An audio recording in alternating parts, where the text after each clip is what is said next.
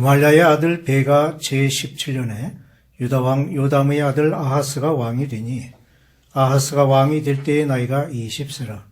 예루살렘에서 16년간 다스렸으나 그의 조상 다윗과 같지 아니하여 그의 하나님 여호와께서 보시기에 정직히 행하지 아니하고 이스라엘의 여러 왕의 길로 행하며 또 여호와께서 이스라엘 자손 앞에서 쫓아내신 이방 사람의 가증한 일을 따라 자기 아들을 불 가운데로 지나가게 하며 또 산당들과 작은 산 위와 모든 푸른 나무 아래에서 제사를 드리며 분향하였더라. 이때에 아람의 왕 르신과 이스라엘의 왕 르말랴의 아들 베가가 예루살렘에 올라와서 싸우려 하여 아하스를 에워쌌으나 능히 이기지 못하니라. 당시에 아람의 왕 르신이 엘랏을 회복하여 아람에 돌리고 유다 사람을 엘랏에서 쫓아내었고 아람 사람이 엘랏에 이르러 거기에 거주하여 오늘까지 이르렀더라. 아하스가 아스루 왕 디글랏 빌레셀에게 사자를 보내 이르되 나는 왕의 신복이요 왕의 아들이라.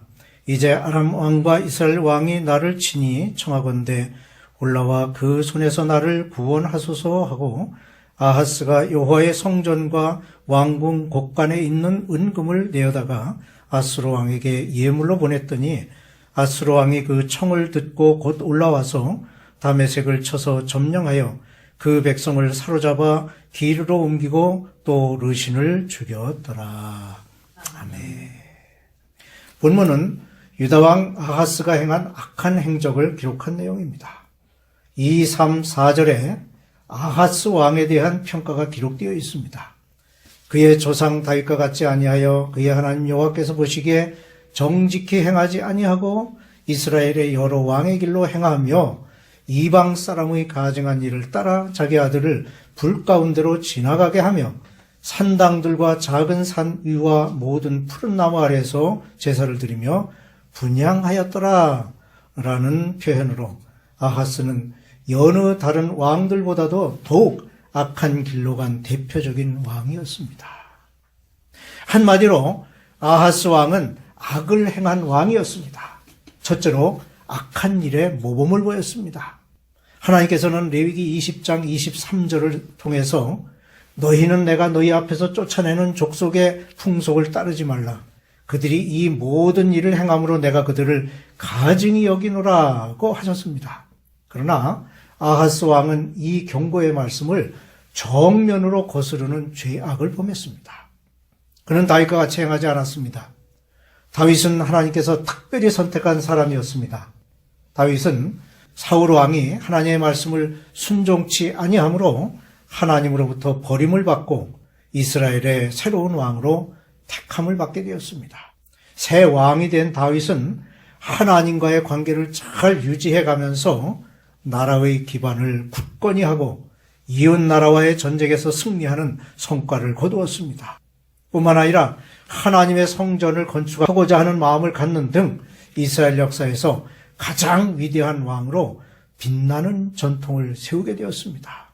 하지만 아하스는 다윗의 혈통을 이어받았음에도 불구하고 다윗의 훌륭한 신앙의 전통에서 벗어나는 악한 행위를 거듭함으로 다윗의 길을 따르지 않은 왕이 되었습니다. 무엇보다 그는 우상을 섬겼습니다. 모세를 통해 주신 하나님의 계명 중에서 가장 핵심이 되는 너는 나 외에 다른 신을 섬기지 말라는 첫째 계명을 어기고 다른 신을 섬기고 아들을 우상의 제물로 드렸습니다. 3절에 또 여호와께서 이스라엘 자손 앞에서 쫓아내신 이방 사람의 가증한 일을 따라 자기 아들을 불 가운데로 지나가게 하였습니다. 가나안과 암몬에서 행하는 몰렉이라는 신에게 어린 아이를 드리는 인신 제사를 행한 것입니다. 아하스는 하나님의 계명을 어기고 우상을 섬기는 죄뿐만 아니라 인신 제사를 드렸고 산 위에서와 푸른 나무 아래서 경배하는 죄까지도 범한 것입니다. 둘째로 자신의 어려움을 극복하려고 외세의 도움을 구했습니다. 하나님을 거역하고 망령된 행동을 거듭한 아하스에게 드디어 어려움이 닥쳐왔습니다. 그것은 아람 왕 루신과 이스라엘의 왕 베가가 연합하여 예루살렘을 포위한 것입니다. 그리고 엘랏이 아람 왕에 의해 함락되었습니다. 이에 놀란 아하스는 하나님께 매달려야 했음에도 불구하고 아수르 왕 디글랏 빌레셀에게 사자를 보내 원조를 청했습니다. 우리는 여기서 하나님의 능력보다 인간의 힘을 더 의지하려는 불신앙의 모습을 볼 수 있습니다. 그 불신앙이 초래한 것은 무엇입니까? 우선 비굴한 신세가 되었습니다. 자기 자신을 가리켜 아수르 왕의 신복이요 왕의 아들이라고 자신을 낮췄습니다. 그는 자기의 어려운 처지를 해결해 달라는 뜻에서 아수르 왕에게 자신을 비하하는 비굴함을 보였습니다. 이와 같이 하나님과의 관계가 단절된 인간은 어려운 일을 만났을 때 세속적인 힘을 의지하게 됩니다. 그리고는 죄의 노예가 되어 이리저리 끌려다니게 되는 것입니다. 아버지의 품을 떠난 탕자가 허랑방탕하다가 결국 돼지가 먹는 쥐염 열매도 배불리 먹지 못하는 신세가 되었습니다. 하지만 탕자가 자신의 잘못을 뉘우치고 아버지의 품으로 돌아온 것과는 달리 아하스는 끝까지 하나님께 돌아오지 않았습니다. 그리하여 더 큰 어려움에 직면하게 됩니다. 하나님의 백성이 어려움을 당할 때 마땅히 도움을 청해야 할 분은 오직 하나님 한 분뿐임에도 아하스 왕은 이를 무시하고 사람을 의지하였습니다. 처음에는 그것이 가장 확실한 문제 해결의 방법이라고 생각했겠지만 오히려 더 큰 어려움을 만나게 될 것을 미처 몰랐습니다. 이것이 바로 인간을 신뢰하는 자의 말로입니다. 더 큰 어려움은 아수르를 통하여 아람과 이스라엘의 연합군을 물리치려는 그의 의도가 오히려 호시탐탐 영토 확장의 틈만 노리고 있던 아수르에게 절호의 기회를 만들어주게 된 것입니다. 이제 유다는 아람과 이스라엘 연합군보다 더 무섭고 강대한 아수르를 그들의 안방으로 불러들인 꼴이 되고 만 것입니다. 뿐만 아니라 아하스는 하나님께 바쳐진 예물을 자신만을 위해 사용하였습니다.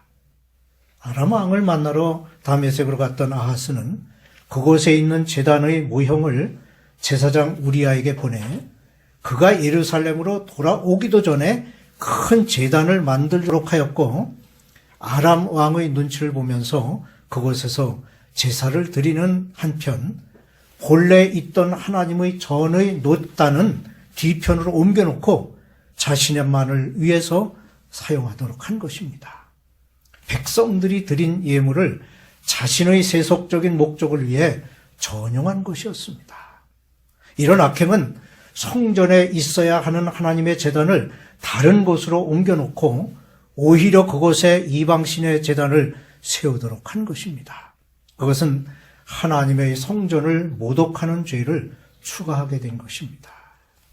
우상숭배의 엄청난 죄악으로 인해 곤궁에 빠진 아하스는 자신의 죄를 자복하지 아니하고 오히려 외부의 힘을 빌려 어려움을 극복하려 했습니다.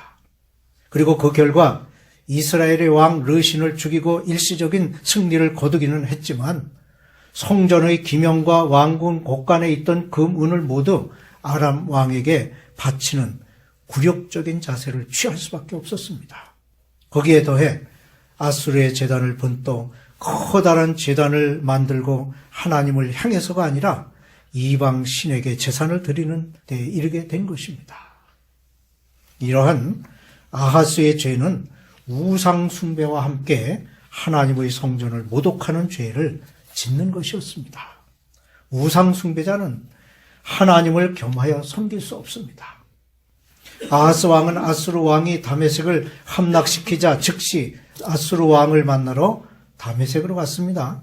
그리고 그곳에서 본 이방 제단의 모형을 여호와의 성전에 설치하고 이방 신에게 자기의 번제물과 소제물을 불사르고 또 전제물을 붓고 수은제 짐승의 피를 제단에 뿌리고 번제를 드렸습니다. 그는 하나님께 예배를 드려야 하지만 이방 신에게 희생 제물을 드렸던 것입니다. 이런 우상 숭배는 이기적 욕구에서 생겨납니다. 여호와의 제단에 이방 양식을 도입한 아하스는 앞으로 모든 희생 제물을 그 제단에서 드리도록 하였고, 하나님의 제단인 놋 제단에서는 오직 자신을 위해서만 사용하도록 하였습니다. 15절에 오직 놋 제단은 내가 주께 여쭐 일에만 쓰게 하라고 명했습니다. 즉 놋 제단에서의 제사는 아하스 자신만을 위한 것으로 쓰도록 제한한 것입니다. 지금도 우상 숭배자들은 자신의 세속적인 욕망을 추구하며 그들의 우상 앞에 머리를 숙입니다. 물질과 권세, 본능과 쾌락의 노예가 되어 그들 앞에 굴복하는 것입니다. 반면 기독교는 이타적 사랑의 종교입니다. 하나님은 우리를 사랑하십니다. 그러므로 독생자 예수 그리스도를 이 땅에 보내주셨습니다. 하나님께서 우리를 사랑하신다는 것은 우리는 하나밖에 없는 독생자를 우리를 위해 희생시키신 것에서 알 수 있습니다. 그리고 주님께서도 스스로 십자가를 지시고 고통을 당하셨으며 하나밖에 없는 생명을 우리를 위해 아낌없이 주셨습니다. 이와 같이 우리를 위해 뜨거운 사랑을 보여주셨고 철저하게 타인을 위한 희생적인 삶을 살도록 요구하십니다. 이것이 바로 이타적인 기독교의 모습인 것입니다. 하지만 아하스는 성전을 모독하고 자기의 이익만을 추구한 이기적인 인간의 모습을 보여주고 있습니다. 그는 성전의 예물을 내어주는 돌이킬 수 없는 죄를 저질렀습니다. 그는 아수르 왕에게 바치기 위해 성전의 예물을 약탈하였습니다. 자신의 정권 유지와 안위를 위해 하나님의 것을 도둑질한 것입니다. 성전에 바쳐진 예물은 마땅히 하나님의 것입니다.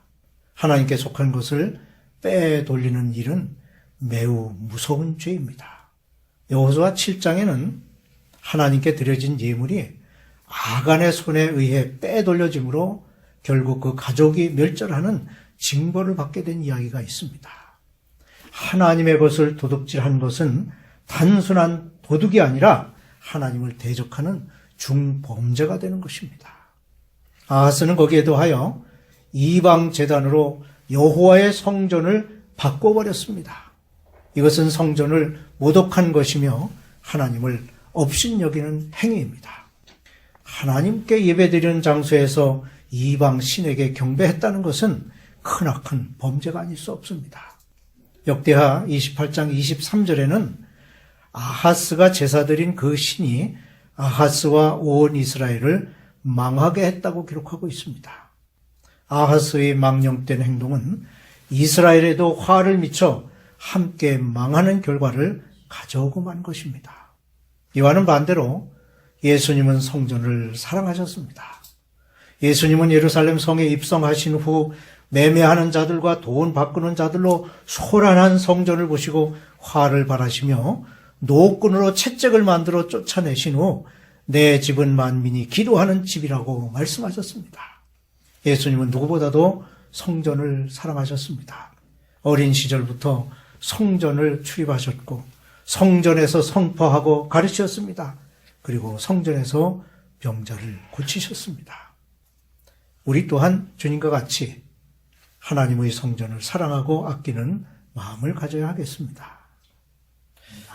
아하스 왕은 여느 왕들과 같이 자신의 정권 유지와 안위를 위해 비굴한 자세를 취하고 우상을 숭배하여 이방신의 제단에서 제물을 드렸을 뿐만 아니라 거룩하게 구별된 하나님의 전의 기명들을 탈취하여 이방 나라에 바치는 치욕스러운 행동을 하였습니다.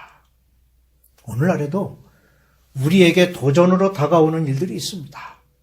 그것은 하나님을 바로 섬기려는 우리에게 다가오는 온갖 거짓과 불의, 우상을 섬기도록 미혹하는 세력입니다. 비굴하거나 불신앙적인 자세를 버리고 굳건한 믿음을 지키는 능력의 성도가 되어야 하겠습니다. 끝까지 믿음을 지키는 성도가 되시기를 주님의 이름으로 축원합니다.